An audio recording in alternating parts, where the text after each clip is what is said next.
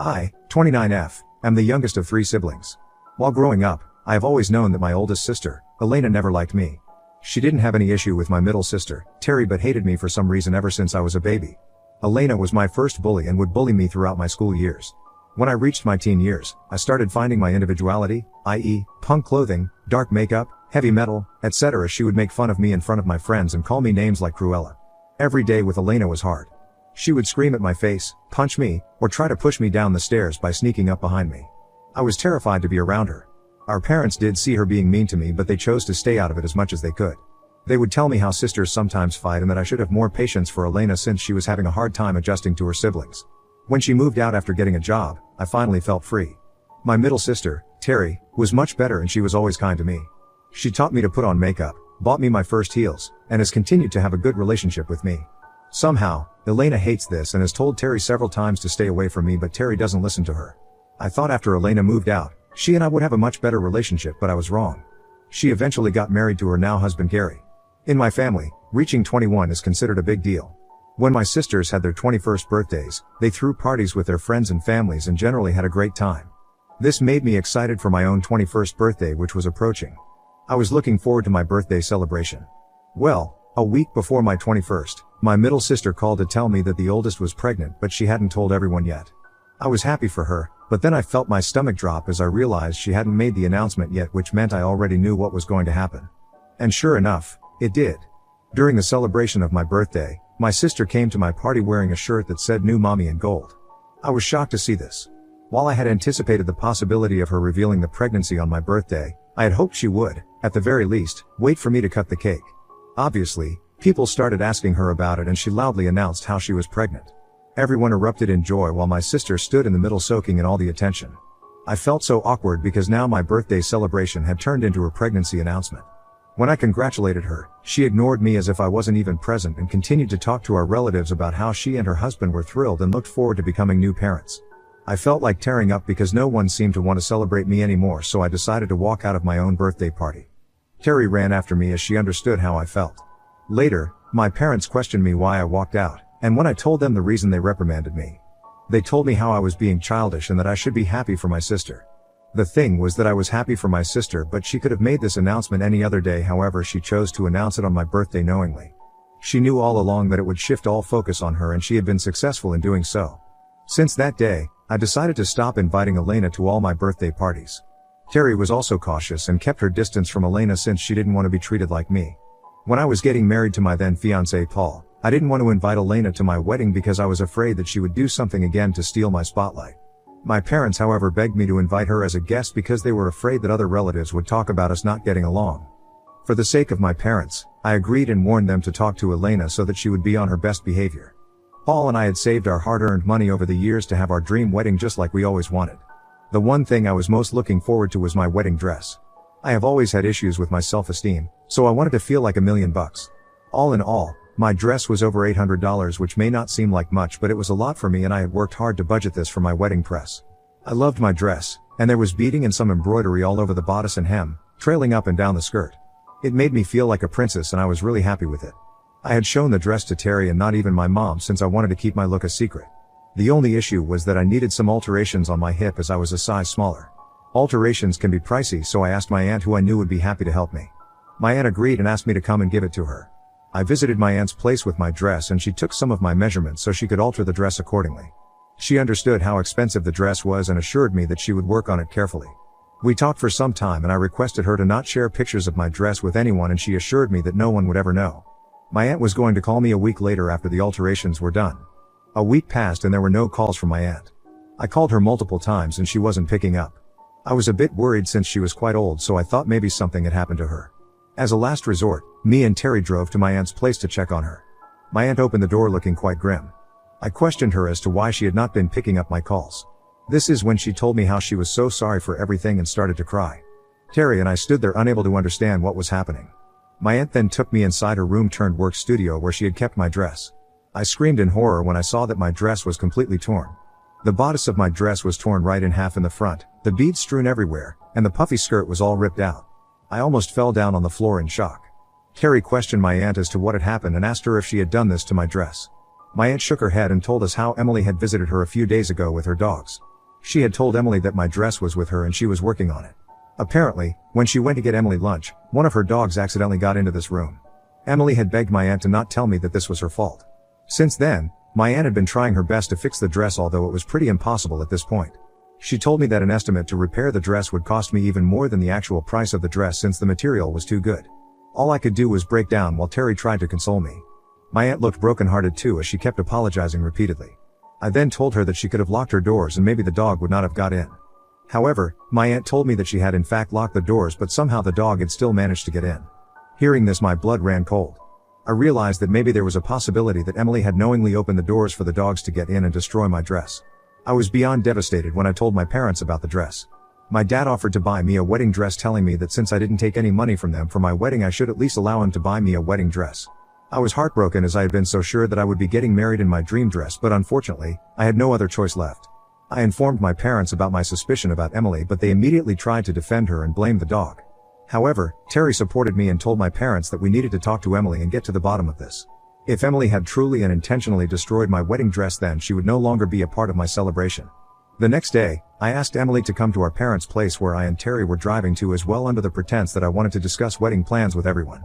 I knew Emily wanted to be a bridesmaid, so she excitedly arrived without any suspicions. I told her straight away that I had found out everything from our aunt. I watched the color drain from Emily's face as she stammered to say how her dogs are generally very obedient but had somehow managed to sneak into the room. Terry questioned her directly if perhaps she was blaming her dog, when the truth was that she was jealous of my dress and destroyed it. Emily immediately began to yell at us, saying why would she ever be jealous of someone like me who had less than her.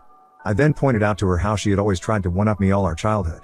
Hearing this, Emily scoffed and told me how I was being delusional and that she didn't even like my wedding dress. This is when we caught her in her lie. I asked her how she even disliked my dress when I had never even shared pictures of it. My mom agreed and looked at her intently. Emily began to stammer and say how when her dog destroyed the dress she then saw it, but something felt off.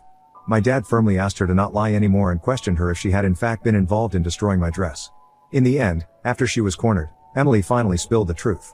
She tearfully acknowledged her jealousy and insecurities, confessing that she couldn't bear to see me happy on my wedding day. The revelation left my parents stunned, grappling with the realization that their eldest daughter had intentionally sabotaged my happiness. She begrudgingly agreed that she had snuck into my aunt's room to see my dress and had left the door ajar. She knew her dog would do the rest of the work.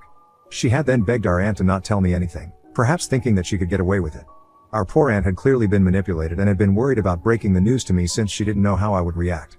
I was so pissed at Emily that I wanted to choke her right there. Emily started to tell me how she has never liked me ever since we were children, and even as an adult she can't help but continue to dislike me. Terry defended me and told Emily that she should have dealt with her emotions by going to therapy rather than destroying my things or bully me. My dad, for the first time, stood up for me and told Emily that he was disappointed in her.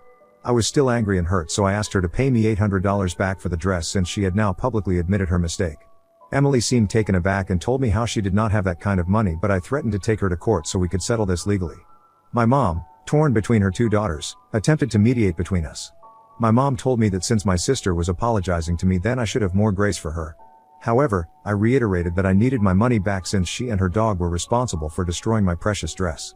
In the midst of the confrontation, Terry stood by my side, offering support and emphasizing the gravity of Emily's actions, and yelled at Emily that she needed to get over her jealousy.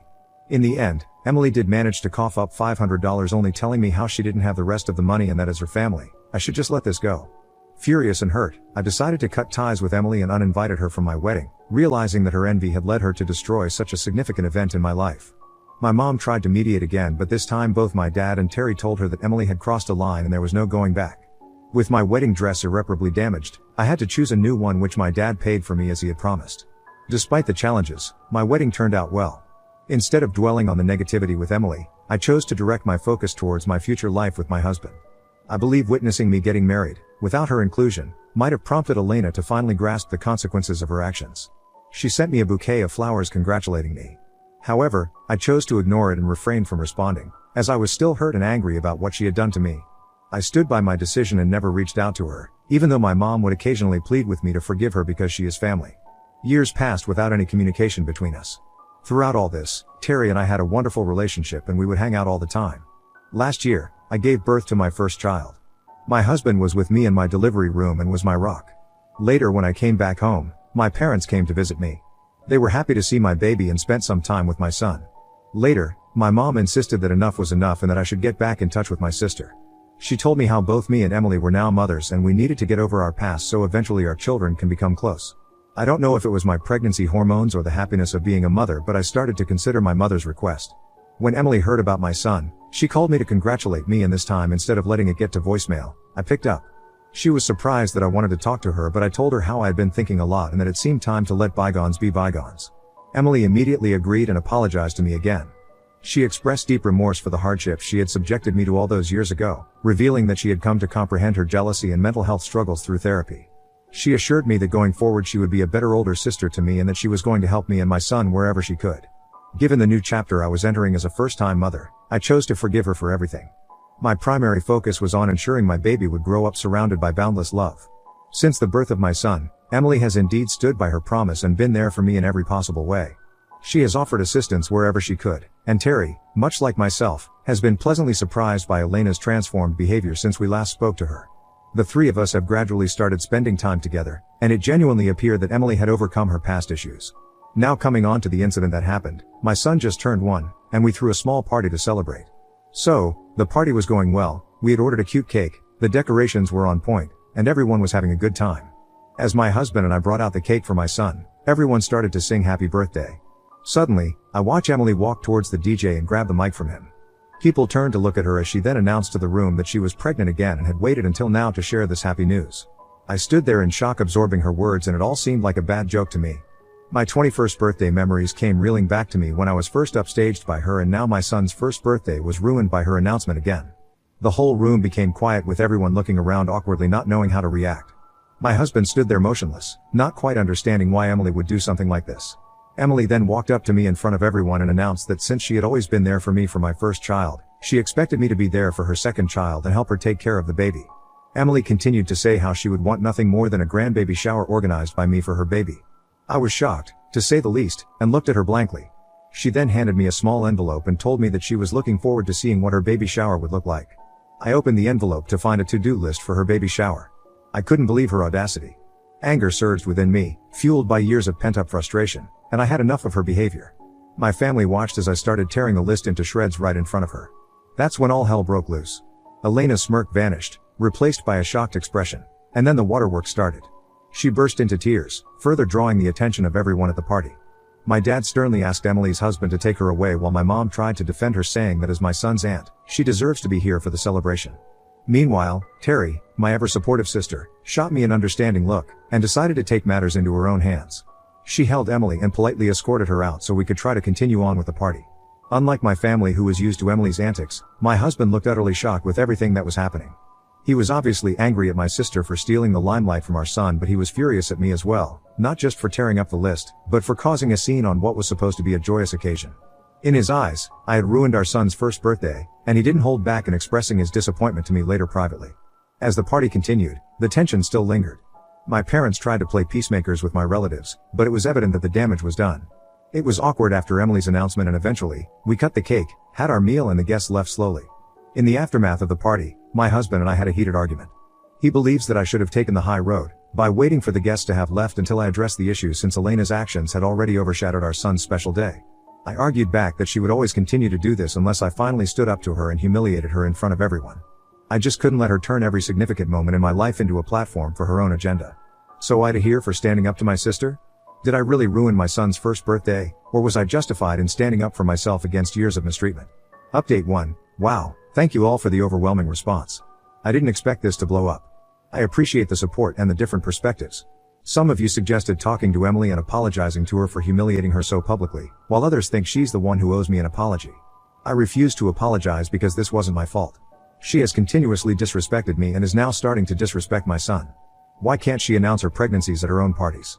She doesn't have any need to take the limelight away from me and my family, but she continues to do that since she just can't get over her inferiority complex for some reason, and I am absolutely tired of her antics. I plan on sitting down with my husband and explaining to him everything after he calms down so he understands my whole history with Emily. Update 2. It's been a week since my last update. I sat down with my husband and explained everything to him when we both had time. Firstly, I told him about my childhood and teenage years when my sister would bully me and humiliate me in front of my friends. His eyes widened in shock as he had no idea previously that she was so mean to me growing up. Of course, I had mentioned a few instances here and there, but I had never gone into specifics with him. Then I told him about my 21st party where she had pulled the same stunt with me and how humiliated that made me feel.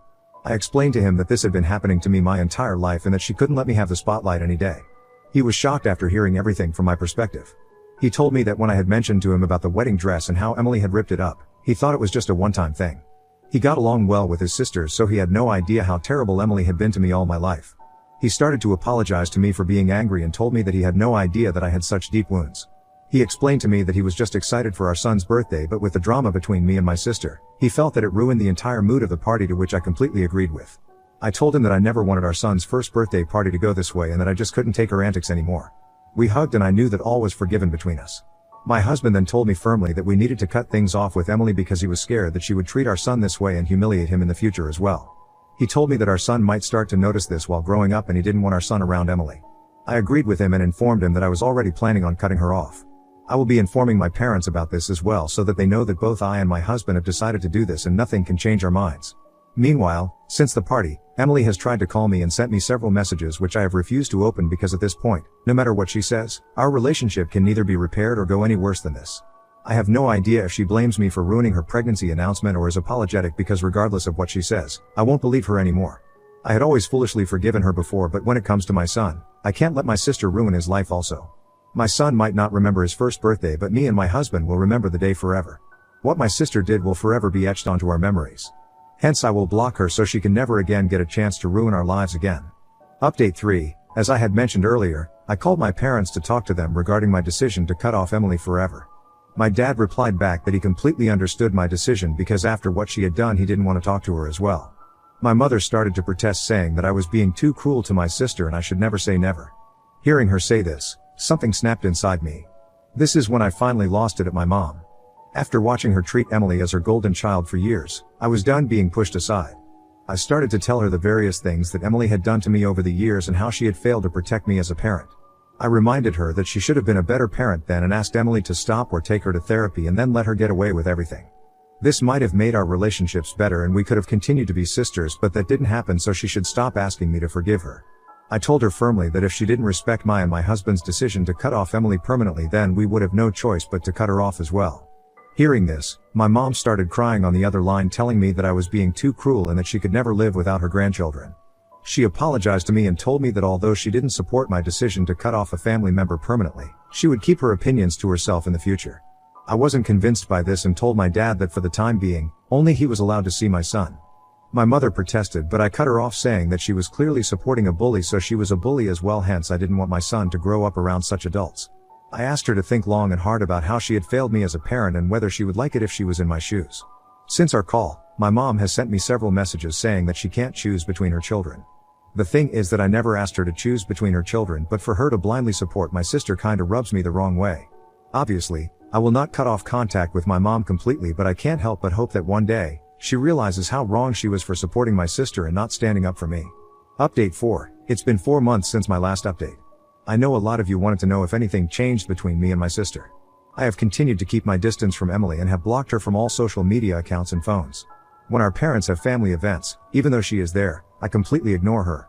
After publicly humiliating her, I think she is wary of approaching me and I act like she doesn't exist anyway. Carrie has also cut off Emily completely. At first, she didn't want anything to do with her after my son's birthday party, but my mom pressured her to be in touch with Emily, and then Emily started to behave weirdly with her also. This made Terry quickly realize that Emily was starting to behave with her the same way she used to behave with me, so she cut her off and blocked her as well. Me and Terry have continued to have a wonderful relationship and she will be the only aunt to my children, which I am quite happy and comfortable with. I decided to join therapy recently to work on my past, realizing that I should have cut off Emily long ago and never forgiven her. The therapy has been a transformative journey, helping me understand the impact of my sister's actions on my mental health and self-esteem. It has also empowered me to prioritize my own well-being and focus on building a positive future for myself, my husband, and my child. Looking back at the incident during my son's first birthday, I recognize the significance of standing up for myself, even if it meant causing a scene. I refuse to apologize for defending my boundaries and protecting my family from further toxicity. As for my husband, all is good between us. He has come to understand the depth of my sister's toxicity. Our relationship has grown stronger as we navigate parenthood together, focusing on creating a positive and nurturing environment for our son. I am lucky every day to have a partner and a best friend like him.